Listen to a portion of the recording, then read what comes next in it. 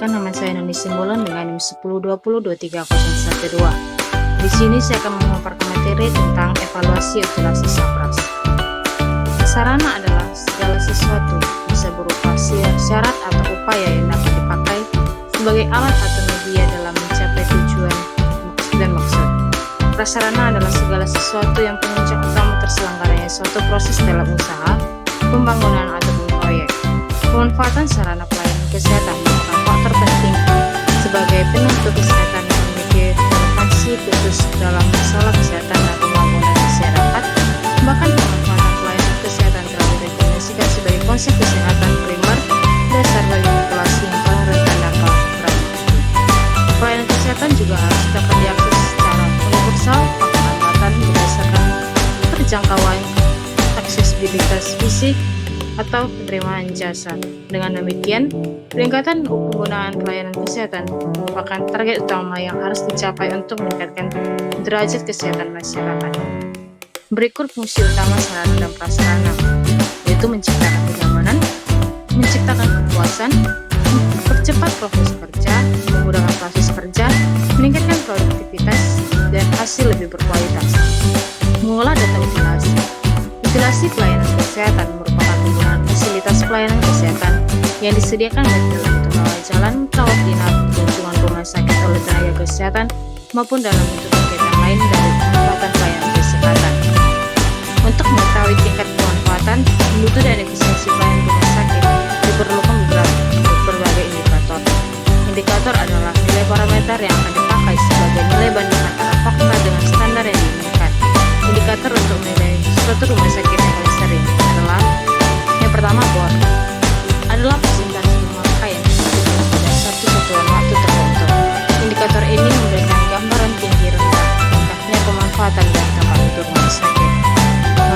Rumus BOR yaitu jumlah hari perawatan rumah sakit per jumlah tempat tidur dikali jumlah hari dalam satu satuan waktu dikali 100%. Nilai parameter dari idealnya antara 60-85%.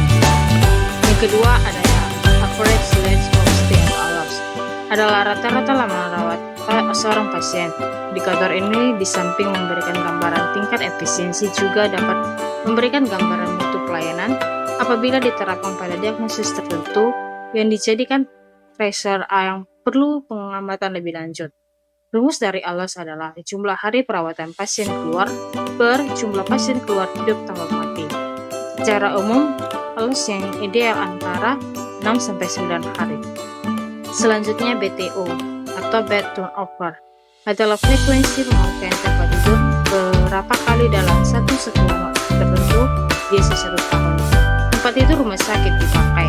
Indikator ini memberikan gambaran tingkat efisiensi daripada pemakaian tempat tidur. Rumus dari BTO yaitu jumlah pasien keluar hidup tambah mati per jumlah tempat tidur. Idealnya selama 1 tahun, satu tempat tidur rata-rata dipakai 40-50 kali. Pemanfaatan alat peralatan kesehatan merupakan salah satu aspek pendukung pelaksananya kegiatan pelayanan kesehatan dalam Peraturan Menteri Republik Indonesia Nomor 22 Garing-9/1976 disebutkan bahwa alat kesehatan adalah barang, instrumen, aparat atau alat termasuk setiap komponen, bagian atau perlengkapan yang diproduksi maupun dijual. Alat kesehatan tersebut digunakan dalam pemeliharaan dan perawatan kesehatan, diagnosa, atau gejala pada manusia, pemulihan, perbaikan atau perubahan suatu fungsi badan atau struktur badan manusia. Tidak tersedianya peralatan atau tidak digunakannya dengan baik dan oleh rumah sakit akan mempengaruhi mutu pelayanan kesehatan yang diberikan. Peraturan Menteri Kesehatan Republik Indonesia Nomor 40 Tahun 2022 tentang persyaratan teknis bangunan, prasarana, dan peralatan kesehatan rumah sakit menimbang bahwa kemampuan pelayanan rumah sakit harus mendukung dengan ketersediaan bangunan, prasarana, peralatan kesehatan yang memenuhi persyaratan teknis untuk pemberian pelayanan kesehatan perorangan secara paling berkala dan rawat inap, rawat jalan, dan gawat darurat sesuai dengan klasifikasi rumah sakit. Selanjutnya, produktivitas tenaga merupakan suatu ukuran yang menyatakan bagaimana baiknya sumber daya diatur dan dimanfaatkan untuk mencapai yang optimal.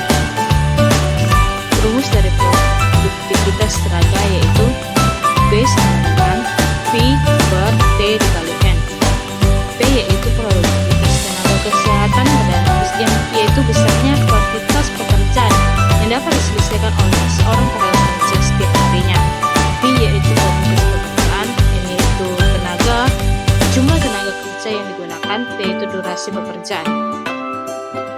Selanjutnya, faktor produktivitas tenaga kerja yaitu pertama, metode dan teknologi. Terdiri atas faktor desain rekayasa, metode konstruksi, urutan kerja, dan pengukuran kerja. Yang kedua, manajemen lapangan. Terdiri atas faktor perencanaan dan penjadwalan, komunikasi lapangan, manajemen material, manajemen tenaga kerja. Yang ketiga, lingkungan kerja. Terdiri atas faktor keselamatan kerja, lingkungan fisik, lingkungan pengawasan, keamanan kerja, latihan kerja, dan partisipasi. Yang keempat, faktor manusia. Tingkat upah pekerja, kepuasan kerja, insentif, pembagian keuntungan, hubungan kerjaan mandor pekerja, hubungan kerjaan tersejawat, dan kemungkinan. Berikut variabel yang mempengaruhi produktivitas kerja. Yang pertama, faktor umur. Yang kedua, pengalaman kerja. Yang ketiga, tingkat pendidikan. Yang keempat, kesesuaian upah. Yang kelima, jumlah tanggungan keluarga. Yang keenam, kesehatan pekerja. Yang ketujuh, hubungan antar pekerja. Yang kedelapan, manajerial dan komposisi pekerja. Rekomendasi hasil evaluasi utilasi. Utilasi pelayanan kesehatan masih perlu mendapat perhatian, khususnya pada utilasi fasilitas pelayanan kesehatan pemerintah yang memang didesain sebagai pelayanan yang terjangkau. Oleh karena itu, diperlukan strategi untuk menyimbangkan peningkatan akses pelayanan dengan biaya-biaya yang harus dikeluarkan untuk mengelola fasilitas dan sumber daya tersebut. Salah satu strategi yang bisa dilakukan antara lain dengan melakukan revisi ulang mekanisme insentif dan akuntabilitas dalam sistem pelayanan, terutama untuk mengurangi masalah yang terkait dengan kualitas pelayanan dan efisiensi. Strategi ini diharapkan dapat mengubah citra pelayanan kesehatan dan akhirnya menarik konsumen pelayanan kesehatan. Baik, di sini kami menjelaskan contoh kasus yang pertama. Di sebuah rumah sakit XYZ yang memiliki tempat tidur 480 dan 16.800 pasien keluar hidup dan meninggal pada tahun 2019. Hitunglah BTO-nya.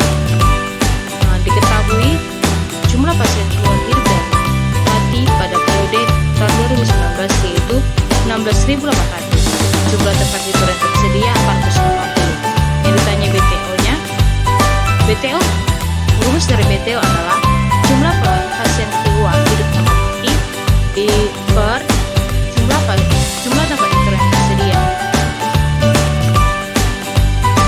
BTO sama dengan 16.800 per 480. Hasilnya sama dengan 35 kali. Nilai BTO tersebut tidak ideal, karena nilai BTO yang ideal adalah 40-50 kali. Baik, contoh kasus yang kedua. Rumah sakit Kurnia mencatat total hari rawat pasien selama bulan Januari 2025 sebanyak 700 hari. Jumlah pasien yang keluar hidup maupun meninggal sebanyak 100 orang. Berapa alos rumah sakit tersebut? Diketahui jumlah lama hari rawat 700 hari. Jumlah pasien keluar sama dengan 100 orang. Yang ditanya alos. Rumus dari alos adalah jumlah lama hari rawat per jumlah pasien keluar hidup telah mati. Alos sama dengan 700 per 100. Jadi hasilnya 7 hari. Maka nilai alos tersebut ideal karena nilai alos yang ideal dimulai dari 6 sampai 9. Baik, di sini saya akan melanjutkan materi yang kedua tentang manajemen keuangan UKMM simulasi alokasi anggaran untuk unit pelayanan. Definisi UMKM diatur dalam Undang-Undang Republik Indonesia Nomor 20 Tahun 2008 tentang UMKM. Pada pasal 1 dari undang-undang tersebut dinyatakan bahwa usaha mikro adalah usaha produktif milik orang perorangan dan atau badan usaha perorangan yang memiliki kriteria usaha mikro sebagaimana diatur dalam undang-undang tersebut. Usaha kecil adalah usaha ekonomi produktif yang berdiri sendiri yang dilakukan oleh orang perorangan atau badan usaha yang bukan merupakan anak perusahaan atau bukan anak cabang yang dimiliki, dikuasai atau menjadi bagian baik langsung maupun tidak langsung dari usaha menengah atau usaha besar yang memenuhi kriteria usaha kecil sebagaimana dimaksud dalam undang-undang tersebut. Selanjutnya, di dalam undang-undang tersebut, kriteria yang digunakan untuk mendefinisikan UMKM seperti yang tercantum tercantum dalam pasal 6 adalah nilai kekayaan bersih, nilai aset tidak termasuk tanah dan bangunan tempat usaha atau hasil penjualan tahunan. Selanjutnya ada jenis-jenis anggaran. Yang pertama, line item budgeting, mempunyai sejumlah karakteristik penting. Antara lain, tujuan utama melakukan kontrol keuangan, sangat berorientasi pada input organisasi, penetapan melalui pendekatan incremental atau kenaikan bertahap. Yang kedua, planning, programming, budgeting, sistem, dan zero-based budgeting. Prinsip ini berupa menutupi kelemahan yang ada dalam item budgeting dengan inovasi sistem penganggaran baru, yaitu planning, programming, budgeting system. Dan zero-based budgeting, PBS berusaha untuk merasionalkan proses pembuatan anggaran dengan menjabarkan rencana jangka panjang ke dalam program-program sub-program serta berbagai proyek. Yang ketiga, performance budgeting. Performance budgeting atau anggaran yang berorientasi pada kinerja adalah sistem penganggaran yang berorientasi pada output organisasi dan berhubungan dengan sangat erat terhadap visi, misi, dan rencana strategis organisasi. Prinsip anggaran berorientasi kinerja, yaitu prinsip efektivitas. Efektivitas menunjukkan suatu ukuran tingkat kesesuaian antara hasil tercapai dengan hasil yang diharapkan dalam suatu kurun waktu serta tidak menyatakan tentang besar biaya yang dikeluarkan. Selanjutnya, prinsip efisiensi. Efisiensi yang menyangkut keberhasilan pelaksanaan program kegiatan suatu organisasi ialah dalam hal mengelola anggaran dengan capaian kinerja tertentu yang telah ditargetkan dalam satu periode waktu. Selanjutnya, transparansi. Transparansi yaitu keterbukaan dalam mengungkapkan informasi yang material dan relevan serta keterbukaan dalam proses pengambilan keputusan. Selanjutnya, akuntabilitas.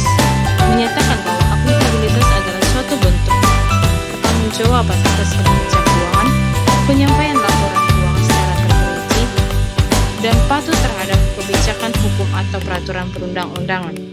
Selanjutnya, alokasi anggaran di unit kesehatan.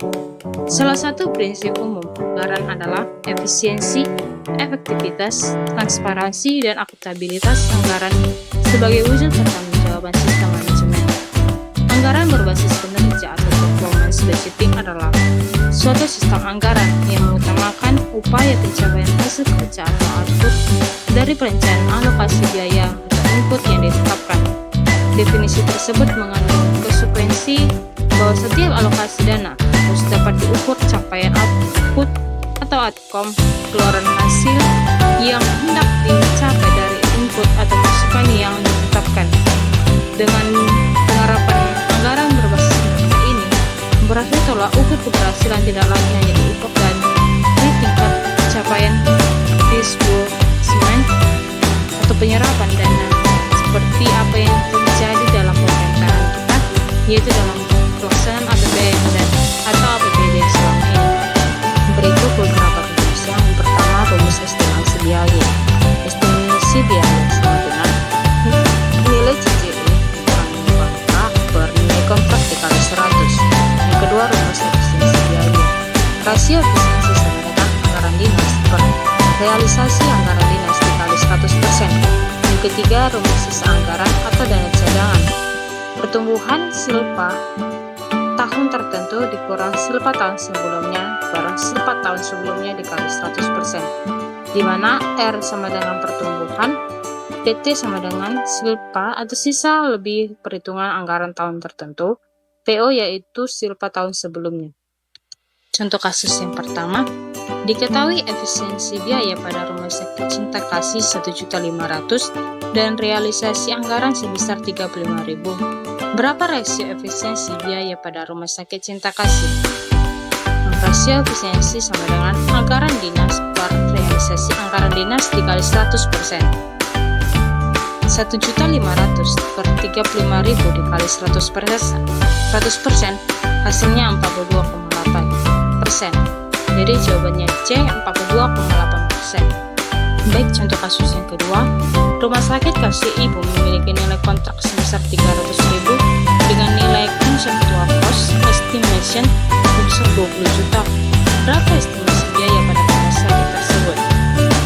Pembahasan Biasanya estimasi biaya sama dengan nilai CCL dikurang nilai kontrak per nilai kontrak dikali 100. Estimasi biaya sama dengan 20 juta dikurang 300.000 per 300.000 dikali 100 sama dengan 19,9. Jadi jawabannya B, 19,9. Sekian pemaparan materi dari saya. Saya ucapkan terima kasih.